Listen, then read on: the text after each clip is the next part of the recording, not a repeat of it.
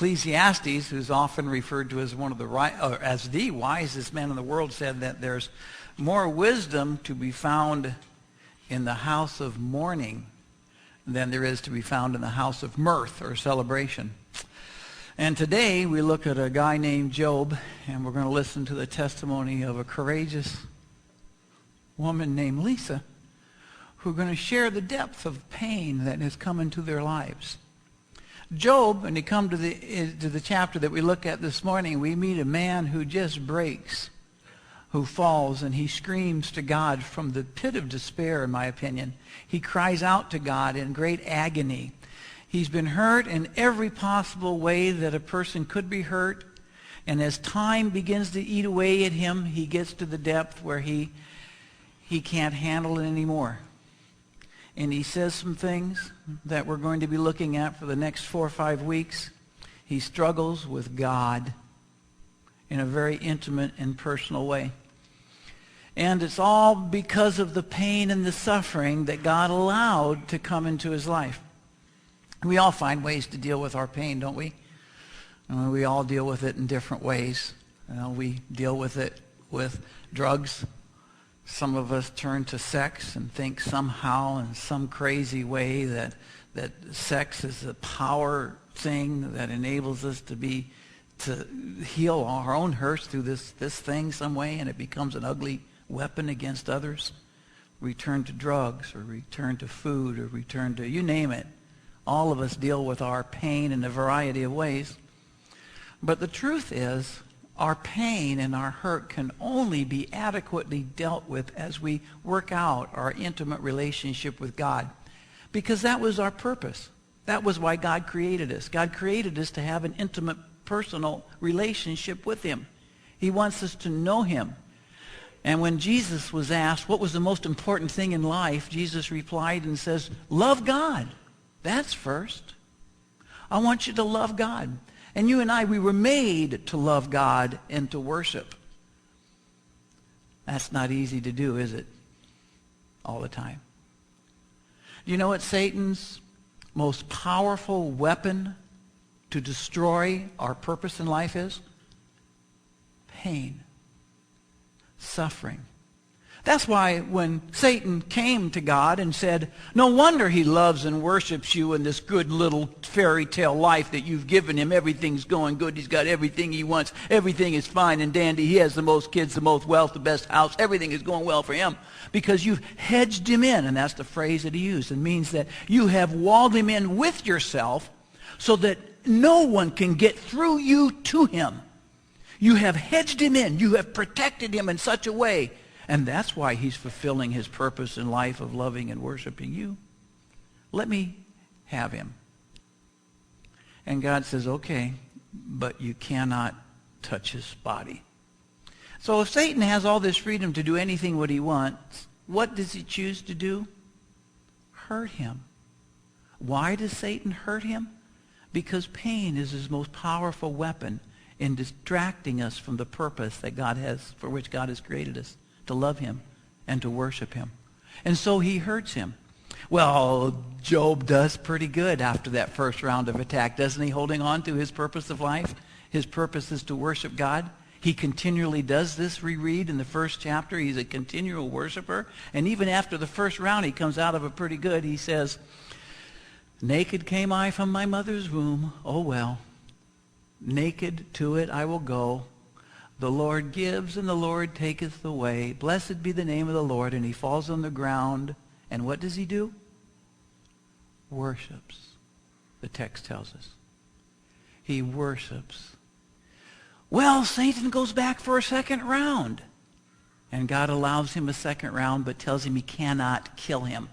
So Satan goes back and he strikes him, and I will argue that it's probably with the most advanced and most serious form of what is known as Hansen's disease in our age. It's a form of leprosy that creates deforming boils and disfigurements of the body, the destruction of the central nervous system, and all these different things in this guy's life. And he's a grotesque, ugly figure that you can hardly bear to look at.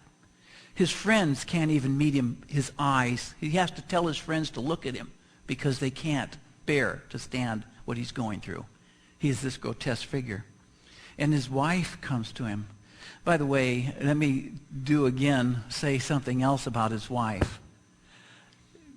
I don't know about you men, but it seems like the things that come into our life, the things that can hurt us, especially as it has to do with our children, hurt our wives, the women who carry them in their womb, who nurture them when they're born, seems to hit them just a little bit deeper. I know that when my two sons graduated, got out of high school, went to college, and left home, I was encouraging them to get out of the house. Get out of the house. Go get there. I want to get rid of you. And the moment they both got out, I was celebrating. Thank you, God.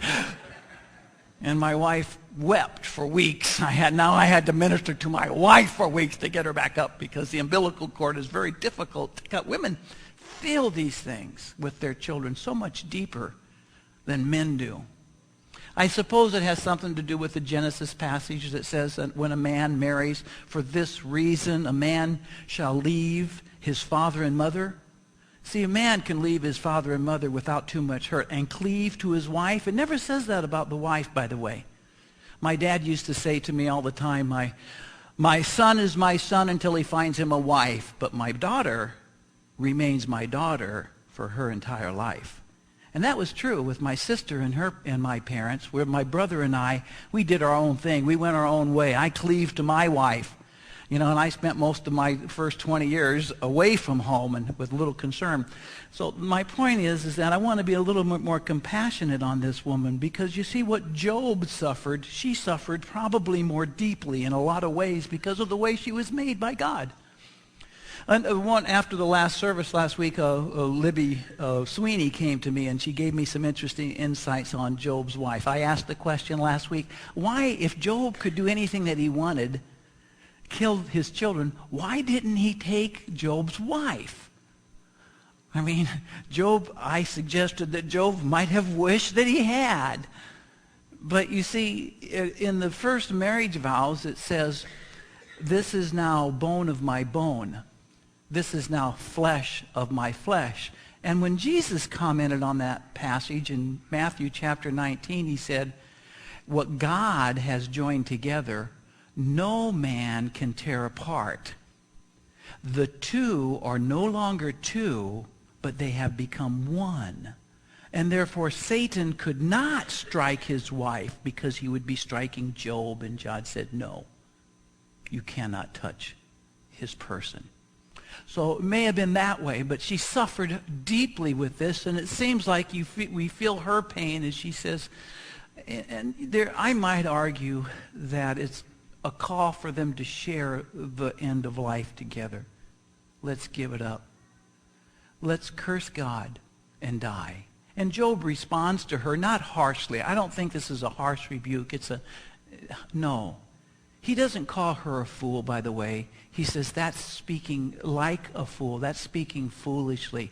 And then he says, very good on his second round of suffering, he says, shall we worship God when things are good and not worship God when things are bad?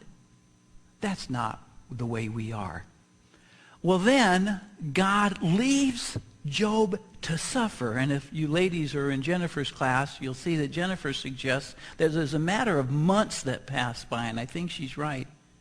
And the disease sinks deeper into his body, and it begins to have this incredible impact on him, and he crawls down into the pit of despair next to his wife. And they're there together.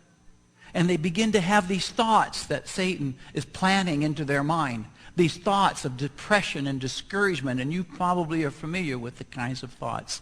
You may have thought these things yourself in various times of suffering and hardship in your life. And Satan runs these tapes over and over again. I'm no good. Why am I here? There is no purpose for my existence. That purpose is gone. And these tapes, these loop through your mind over and over again. And he says these things, and we're familiar with these things, you see. And Satan attacks at the very essence of Job's existence. His understanding of God and life and the reason for living and what he's here for. His purpose is threatened and challenged, and he loses it. And he says some things that he's going to have to answer for in the middle of this intellectual debate we'll begin looking at next week. These are the kinds of things that he says. The first thing he says, the world would be better off without me. Have you ever felt like that? He shouts after this. Job opened his mouth and he cursed the day of his birth, that text goes on to say, and the night of his conception. He says, cursed be the night in which I was conceived. I wish it would blow away like the wind. I wish I had never been born. I wish I had not been conceived. What he means is, I wish I never existed. Never a flicker of the thought of me. Just like my brother Israel. I've got a brother named Joseph. No, I don't. It's just me and my one brother. You see, he doesn't exist. Job says, I don't want to have even come up as a thought of any existence. You see, if I did not exist, I would not have come into this world and had to deal with these issues of life and death and struggling and suffering. I don't want anything. Nothingness, the black pit of emptiness is better than this, is what he's saying in this dark pit of despair that he's in. I wish I had never existed. Of course, listen, in order to say that and think that, you have to exist. Do you see the futility? He's not entering rational discussions with his friends. He is screaming out from pain. With his friends there looking for comfort.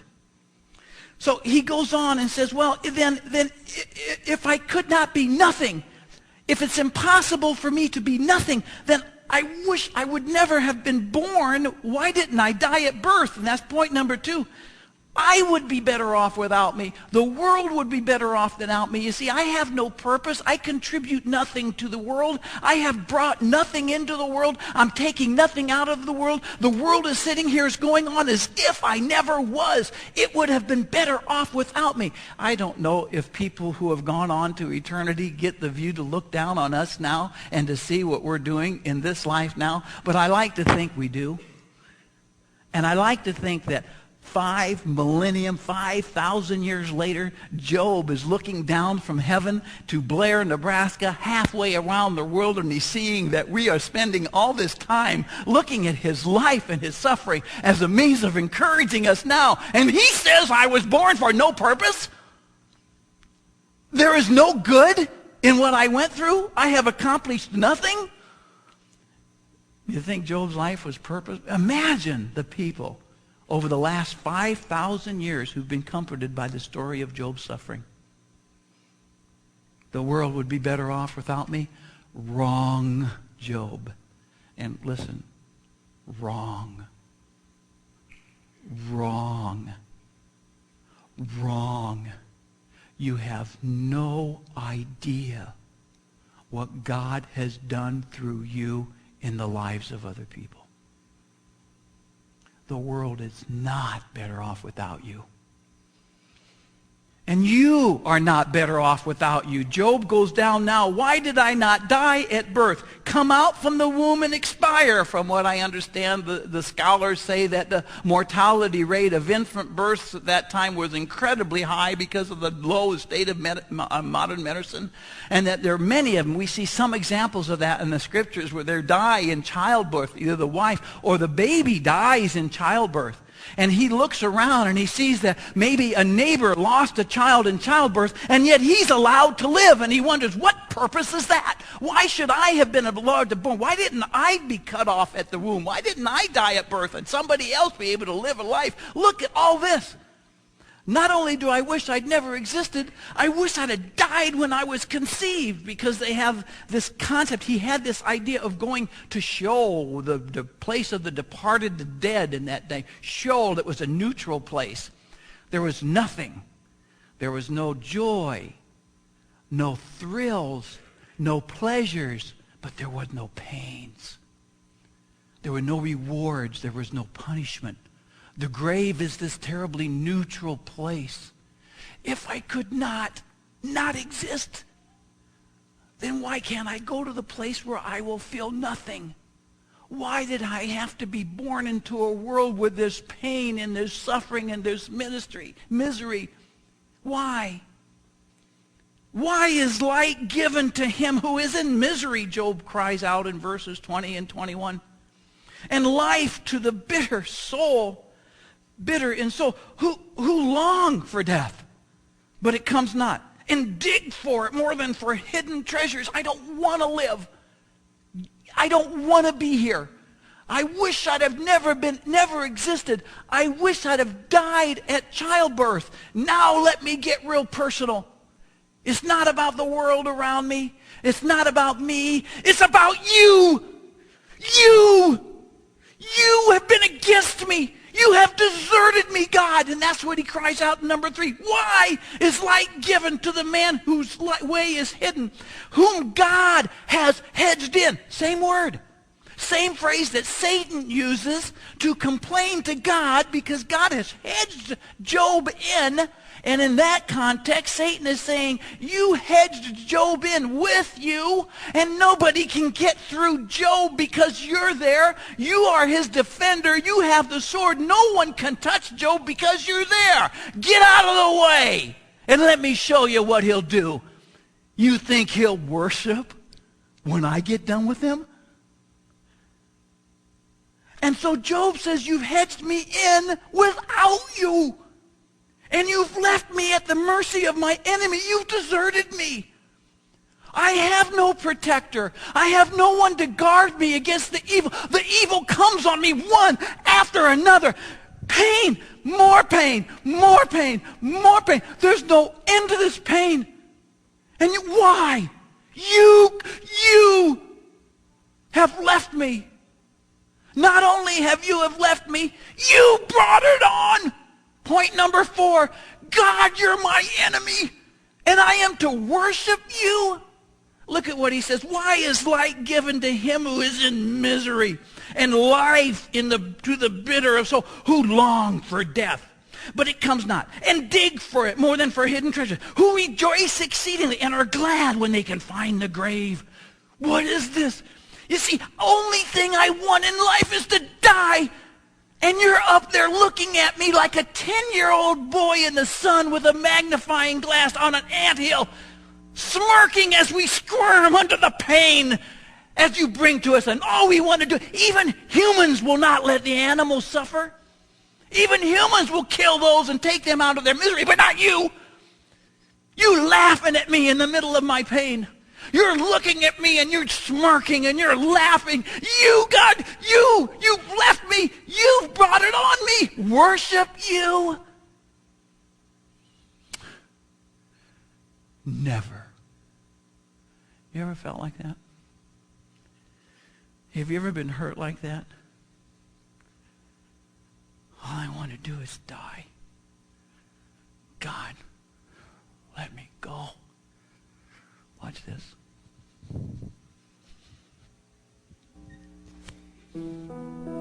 All I really remember thinking is, if there is a God, take this life. Take the breath out of me. You son of a gun. You've never been there for me. Here I am in a cell and my baby is crying for me. And here I am, and I started banging my head on the cement wall, thinking, I'll just make my head mush. I had nothing in there that I could take my own life with, but I was just going to beat it out of me, because that's what I do. And I just kept beating and beating and beating my head, cussing at the Lord. If you existed, if you were real, you would have revealed yourself to me before this. When I was being molested over and over by anybody who looked at me, you would have protected me. You don't exist. And the only book you can have in jail is your Bible.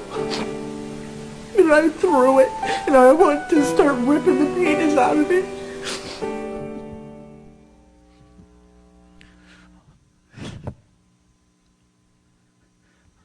is she screaming at? If you and I are a product of the mud and the sun and the scum, who is she screaming at? Why rip the pages out of a stupid book if there's nothing behind it? If there's nothing real there? You see, it's hitting back. In the depth of our pain, we strike out. We strike out God. We accuse God. We blame God. You see, the way we please God is through faith. There is no pleasing God without faith, and the way we hurt God is deny his existence. You don't exist. But what do we say to God when we say, God, you don't exist? Who are we talking to? The mud and the sun and the scum? You see, we know. You see, you were made that way. You were made with this God-shaped vacuum in your heart, and the purpose of your existence is to love him and to worship him. And fulfillment and meaning and significance comes in your life when you surrender to God's purpose, regardless of the depth of your pain and your suffering and your hurt. It is only the one that you need most you turn against. Because you want to hurt, you want to hit back. I've been there. Lisa's been there. And you get to the end of yourself. And if you are a product of the mud and the sun and the scum, if that's all you are, you're with Job, you lose all hope. Number 5, there's nothing left. For my sighing comes instead of my bread. My groanings are poured out like water. See, it's not his rational explanations of his pain that come. It's his groaning. It's his cry. For the thing that I fear is coming. I like the present progressive of that Hebrew verb is coming. Comes. It's present tense.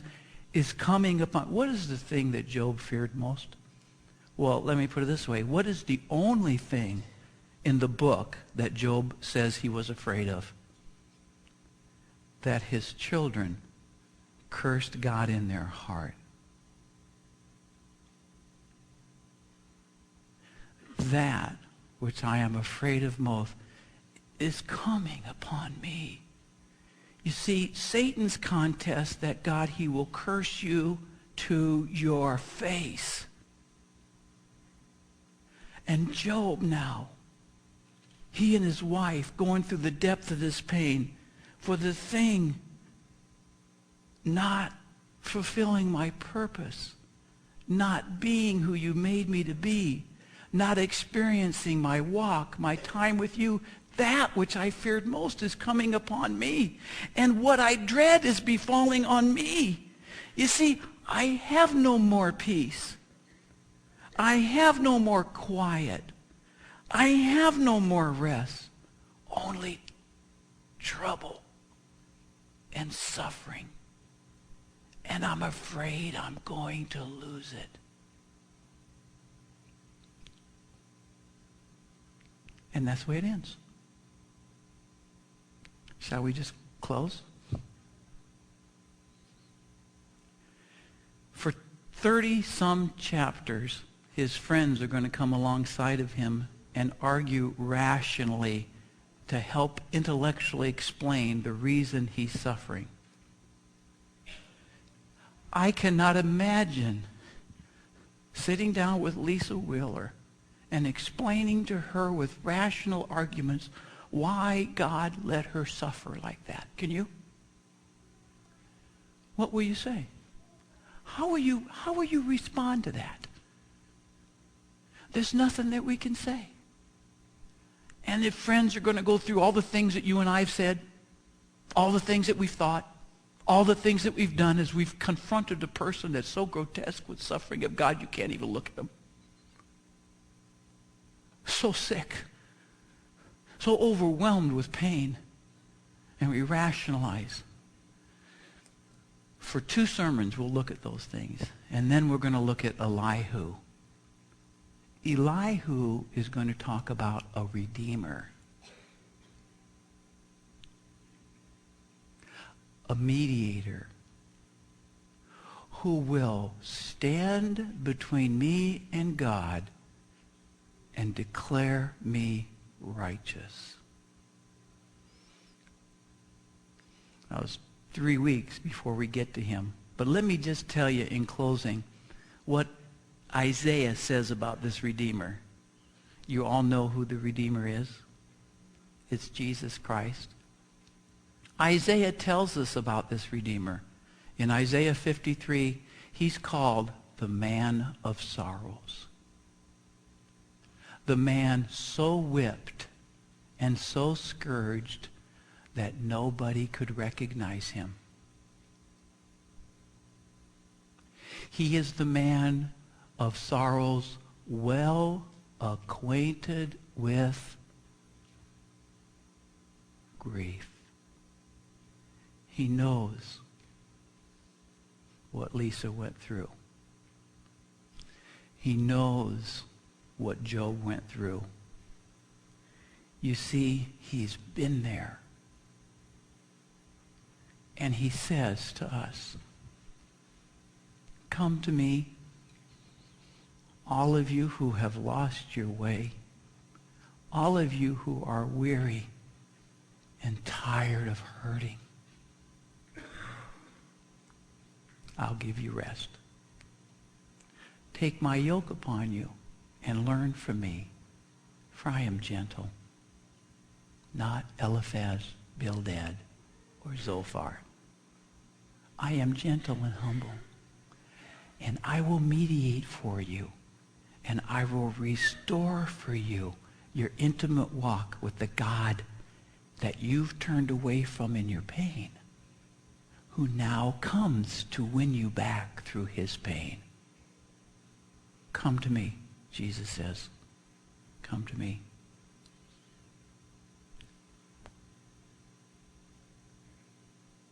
Some of you here today don't like God. You don't trust God. Matter of fact, you're mad at God. You're angry at the things that he left. And some of you here today may have even said in your heart, God, I hate you. You especially. Jesus takes upon himself the sins of the world and says, you, come. I will give you rest. Let's watch this in closing. I was always anxious, always nervous, always scared, and for the first time sitting in an 8x8 cell, I felt calm. I got down on my knees and wanted my face on that floor and cried and bawled for him. And I know he was right there saying, my child, I am here. When I got out, my kids were given to me. I married my Raj, and we moved. And we started a new life. In my deepest hour, I knew I still needed to worship God. I had no control over my girls, which for a mom is the scariest thing. But I knew if I handed that over to Christ, if I said, Lord, I can't do it. I have no control, you do, and I will worship you. I will do what you ask. I will spend the rest of my life serving you. If you protect my girls, if you do what I can't do. And I worshiped every day. And I still do. I still am so thankful that he saved me.